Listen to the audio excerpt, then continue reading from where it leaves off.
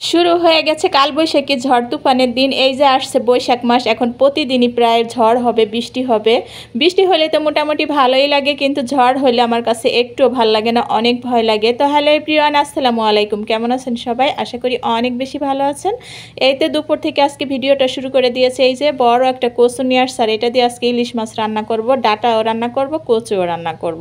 এই তো কচুর ডাটা দিয়ে মাথা চোপা দিয়ে রান্না করব, আর হয়েছে মাছ দিয়ে কচু রান্না করব। তো প্রথমে এই যে মাথা চোপা এগুলো দিয়ে বসিয়ে দিলাম, তারপর লবণ, হলুদ, কাঁচামরিচ, পেঁয়াজ সব কিছু দিয়ে একটু পানি দিয়ে এটাকে আগে একটু জাল করে নিব। আমার মাকে দেখছি এইভাবে কচুর ডাটা রান্না করতে, আমি সেইভাবে আর কি আজকে করতেছি। তো যাই হোক, এ পর্যায়ে যে একটু পানি দিয়ে সুন্দর মতো রান্না করে নিব। কিছু সময় সিদ্ধ করে নিলে দেখা যায় সুন্দর একটা ঘ্রাণ বের হবে ইলিশ মাছ থেকে। তারপরে ওই ডাটাগুলো দিব, তাহলে কিন্তু বেশি মজার হবে খেতে।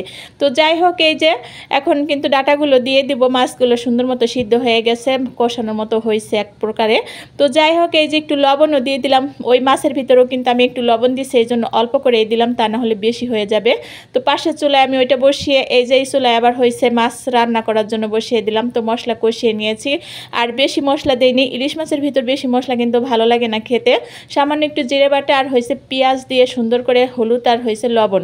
আমি এর ভিতর শুকনা মরিচও দেই না, আমার কাছে ইলিশ মাছে শুকনা মরিচ দিলে ভালো লাগে না, কাঁচামরিচ দিয়েই রান্না করি।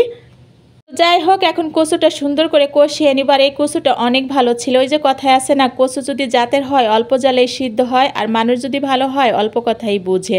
তো যাই হোক, এই যে তরকারিটা বসিয়ে দিয়ে তারপর আবার এই যে এদিকে আপনাদের ভাইয়া আম নিয়ে আসছে, সে জুস খাবে। বাড়িতে গেছিলো বেড়াইতে, এই যে রোজার ঈদে, তখন আর কি জুস খেয়ে আসছে আমের, তার কাছে অনেক ভালো লাগছে, তাই আর কি আজকে আম কিনে নিয়ে আসছে যে জুস বানিয়ে দাও। তো তরকারিটা বসিয়ে দিয়ে ওই ভাজিটাও বসিয়ে দিয়ে সুন্দর করে অল্প আসছে, তারপর আবার আসছে এই যে জুস বানানোর জন্য। আম কাটাকাটি করে এর ভিতরে যে কয়েকটা কাঁচামরিচ দিছি, বিট লবণ দিছি, তারপরে একটু চিনি দিছি, আর হয়েছে কয়েক টুকরা বরফ দিয়ে তারপরে এই যে জুসটা বানিয়ে নিয়েছি। আসলে এই কাঁচা আমের জুসটা খেতে কিন্তু অনেক ভালো লাগে, আমার কাছেও অনেক ভালো লাগে। তো এ পর্যায়ে এই যে জুসটা বানানো হয়ে গেছে, তারপরে এই যাবার চলে আসছি রান্নাঘরে জুসটা আপনাদের ভাইয়াকে খাওয়ার জন্য দিয়ে।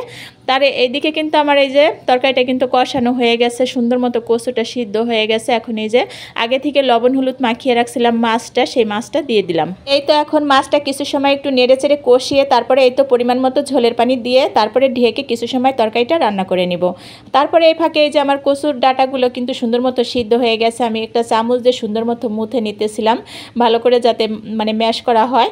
তারপরে এই যে ফোড়ন দিয়ে দিলাম শুকনা মরিচ আর হয়েছে রসুন, এটা দিয়ে ফোড়ন দিলাম। শাকটা খেতে কিন্তু মাশাআল্লাহ অনেক মজার হয়েছিল। এই তো আমার রান্না শেষ হয়ে গেছে, শাকটা আমি একটা বাটিতে বেড়ে নিয়েছি। আর এই মানে কচুর ডাটাটা খেতে মাশাআল্লাহ অনেক ভালো লাগছিল, খুবই মজার হয়েছিল।